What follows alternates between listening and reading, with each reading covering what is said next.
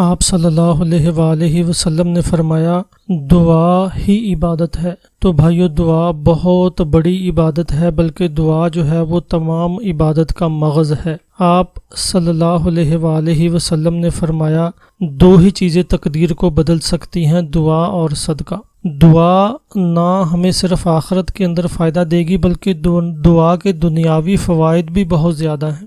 جب آدمی اللہ رب العزت سے دعا کرتا ہے تو وہ اس نیت سے دعا کرتا ہے کہ اس کی دعا قبول ہوگی، تو آدمی سوچتا ہے کہ اگر وہ گناہ کرے گا تو اس کی دعا قبول نہیں ہوگی، تو پھر وہ گناہ کرنا چھوڑ دیتا ہے۔ یعنی دعا کی برکت سے آدمی گناہ کرنا چھوڑ دیتا ہے۔ پھر آدمی سوچتا ہے کہ اگر وہ فرائض ادا نہیں کرے گا تو اس کی دعا قبول نہیں ہوگی، تو پھر وہ فرائض ادا کرتا ہے، نماز پڑھتا ہے، روزہ رکھتا ہے۔ تو اس طرح دعا کی وجہ سے آدمی فرائض بھی پورے کرنا شروع کر دیتا ہے، اور دعا پھر آدمی کے اندر تقویٰ پیدا کرتی ہے۔ تو اس طرح سے آدمی گناہ بھی چھوڑ دیتا ہے، اور آدمی فرائض بھی پورے کرتا ہے، اور آدمی کے اندر تقویٰ بھی آ جاتا ہے۔ اور یہ سب کیسے ہوتا ہے؟ دعا کی برکت سے۔ بعض اوقات آدمی سوچتا ہے کہ اس کی دعا قبول نہیں ہوئی، لیکن آدمی کی ہر دعا قبول ہوتی ہے۔ آدمی نہیں جانتا کہ کتنے مسائل اور کتنی پریشانیاں اور کتنی مصیبتیں جو اس کی طرف آنے والی تھی، اللہ رب العزت نے اس دعا کی وجہ سے اس سے دور کر دی۔ کتنی بیماریاں تھیں، کتنی پریشانیاں تھیں جو اس کے اوپر آنی تھی، لیکن دعا کی وجہ سے اللہ پاک نے ان کو دور کر دیا۔ اور اللہ رب العزت دعا کو رد نہیں کرتے، بلکہ اس کو مناسب وقت کے لیے سنبھال کے رکھتے ہیں۔ آدمی اللہ رب العزت سے جب کچھ مانگتا ہے تو آدمی کو تو نہیں پتا کہ وہ چیز میرے لیے اچھی ہے یا بری ہے، لیکن اللہ رب العزت جانتے ہیں، کیونکہ اللہ رب العزت کے پاس اول آخر اور ظاہر باطن کا علم ہے۔ تو اللہ رب العزت جانتے ہیں کہ یہ چیز میرے بندے کے لیے کب بہتر ہوگی، تو وقت آنے پہ اللہ رب العزت بندے کو وہ چیز عطا کرتے ہیں۔ جیسا کہ مثال کے طور پہ ایک بچہ جو ہے وہ میٹرک پاس کرتا ہے، تو میٹرک پاس کرنے کے بعد وہ اپنے والد سے کہتا ہے کہ ابا جان آپ ایسا کریں، آپ مجھے گاڑی لے دیں۔ تو اس کا باپ کہتا ہے کہ بیٹا ابھی گاڑی کے لیے جو ہے وہ گاڑی تیرے لیے ٹھیک نہیں ہے۔ وہ کہتا ہے ابا جان میں گاڑی چلانا جانتا ہوں۔ اس کا والد کہتا ہے کہ مجھے پتہ ہے تو گاڑی چلانا جانتا ہے، لیکن ابھی تیرے لیے گاڑی ٹھیک نہیں ہے۔ لیکن وہ بچہ ضد کرتا ہے، لیکن اس کا باپ تو جانتا ہے نا کہ گاڑی لینے کے لیے صرف گاڑی کا چلانا کافی نہیں ہے۔ ہاں جی، میں اور آپ جانتے ہیں کہ روڈ کے اوپر کتنے بڑے بڑے مجرم لوگ پھرتے ہیں، کتنے بڑے بڑے قاتل اور کتنے بڑے بڑے ڈکیت پھرتے ہیں۔ تو اس کا والد جانتا ہے کہ میرا بیٹا جب روڈ پہ نکلے گا تو ابھی یہ ذہنی طور پہ اتنا میچیور نہیں ہے، ایسا نہ ہو کہ کسی قاتل کے ہتھے چڑھ جائے یا کسی ڈکیت کے ہتھے چڑھ جائے۔ گاڑی چلانی تو اس کو آتی ہے، لیکن اس کو ابھی لوگوں کی پہچان نہیں ہے۔ اب ہم تو کہتے ہیں کہ یا اللہ تو ہمیں وہ چیز بھی دے دے، وہ چیز بھی دے دے، وہ چیز بھی دے دے، میں سب سمجھتا ہوں، مجھے پتہ ہے، میٹرک کے بچے کی طرح۔ لیکن اللہ رب العزت جانتے ہیں کہ میرا بندہ ابھی کس چیز کے لیے میچور ہے اور کس چیز کے لیے میچور نہیں ہے۔ تو جب وقت آئے گا تو اللہ پاک اس کو وہ چیز بھی عطا کر دیں گے۔ ہمارا کام ہے اللہ پاک سے مانگنا، ہم اللہ پاک سے مانگتے رہیں۔ ہاں جی، بچہ جب اپنے باپ سے مانگتا ہے تو ایک وقت آتا ہے کہ باپ اپنے بچے کو وہ چیز لے کے دے دیتا ہے جب بچہ اس قابل ہوتا ہے۔ تو ہم بھی اللہ پاک سے مانگتے رہیں، انشاءاللہ جب ہمارا وقت آئے گا اللہ پاک ہمیں ضرور عطا کریں گے، اور ہمارے مانگنے کی وجہ سے اللہ پاک اس کے اندر بہتری ڈال کے ہمیں عطا کریں گے۔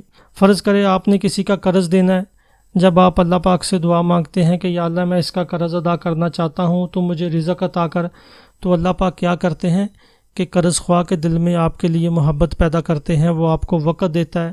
ہاں جی، اور جب آپ زیادہ خلوص سے دعا مانگتے ہیں تو بعض اوقات ایسا بھی ہوتا ہے کہ وہ آپ کو قرض کا کچھ حصہ معاف کر دیتا ہے، اور بعض اوقات ایسا بھی ہوتا ہے کہ وہ آپ کو تمام قرض ہی معاف کر دیتا ہے۔ اور یہ کیسے ہوتا ہے؟ یہ دعاؤں کی برکت سے ہوتا ہے، ہم نہیں جانتے۔ اور اللہ رب العزت قرآن پاک کے اندر فرماتے ہیں کہ کون ہے جو بے چین اور بے قرار دل کی دعا قبول کرتا ہے۔ اللہ رب العزت فرماتے ہیں اے نبی جی فرما دیجئے میرے بندوں سے کہ وہ مجھ سے مانگے، میں ان کے قریب ہی ہوں، ان کی دعاؤں کو قبول کرتا ہوں، سنتا ہوں۔ میرے بندوں کو چاہیے کہ وہ میرا کہنا بھی مانیں۔ تو اس لیے میرے بھائیوں، دعاؤں کو اپنی زندگی کا حصہ بنائیں۔ دعا آپ صلی اللہ علیہ وآلہ وسلم نے فرمایا کہ بعض دعائیں ایسی ہیں کہ آدمی دنیا کے اندر اس کا کچھ اثر نہیں دیکھتا، تو آخرت کے اندر جب اللہ پاک بندے کو فرمائیں گے نا کہ اے میرے بندے تو نے فلاں دعا مانگی، فلاں دعا مانگی، فلاں دعا مانگی، لیکن تجھے اس کا کچھ اثر محسوس نہیں ہوا دنیا میں، تو آج میں اس کا بدلہ تجھے یہاں پہ دیتا ہوں۔ تو آپ صلی اللہ علیہ وآلہ وسلم نے فرمایا کہ اللہ رب العزت اس کو اتنا بدلہ عطا فرمائیں گے، اتنا بدلہ عطا فرمائیں گے، تو وہ بندہ کہے گا کہ کاش دنیا کے اندر میری کوئی دعا قبول نہ ہوتی، میری تمام کی تمام دعاؤں کا بدلہ مجھے آخرت میں مل جائے۔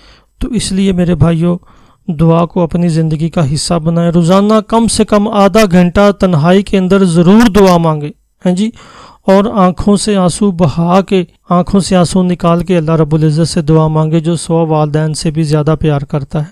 تو جب آدمی سچے دل کے ساتھ اللہ رب العزت سے مانگتا ہے تو اللہ رب العزت فرماتے ہیں کہ جو میرے سے مانگے اس کو خالی لوٹاتے ہوئے مجھے شرم آتی ہے۔ کتنی بڑی بات ہے جی، اللہ رب العزت نے کتنی بڑی بات کہہ دی۔